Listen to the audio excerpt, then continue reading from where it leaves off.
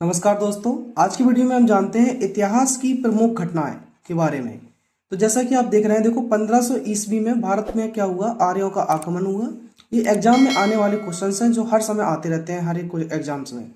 उसके बाद 563 ईस्वी में गौतम बुद्ध का जन्म हुआ। फिर 540 ईस्वी पूर्व में महावीर जी का जन्म हुआ और 468 ईसा पूर्व में महावीर जी का निर्माण हुआ, मतलब इनकी इस समय मृत्यु हो जाती है।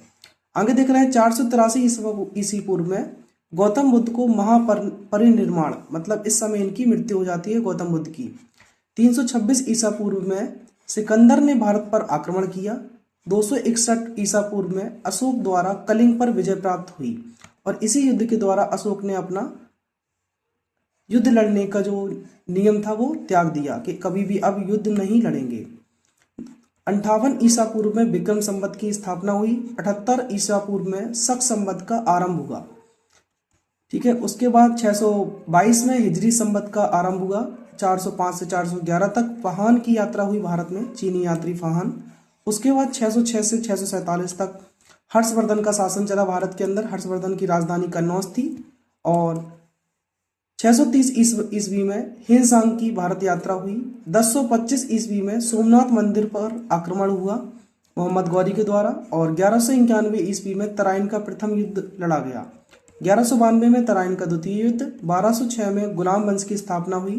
1498 में वास्को डी गामा का भारत पर आगमन हुआ। 1526 में पानीपत का प्रथम युद्ध हुआ और 1556 में पानीपत का द्वितीय युद्ध अकबर का राज्यारोहण हुआ, वहां पर राज्यारोहण करा गया अकबर का। 1576 में हल्दी घाटी का युद्ध हुआ। 1582 में दीन इलाही धर्म की स्थापना हुई। 1757 23 जून 1757 को ईसाई प्लासी का युद्ध हुआ। 1761 में पानीपत का तृतीय युद्ध हुआ। 1764 में बक्सर का युद्ध, जो कि बक्सर कहाँ है, बिहार में स्थित है।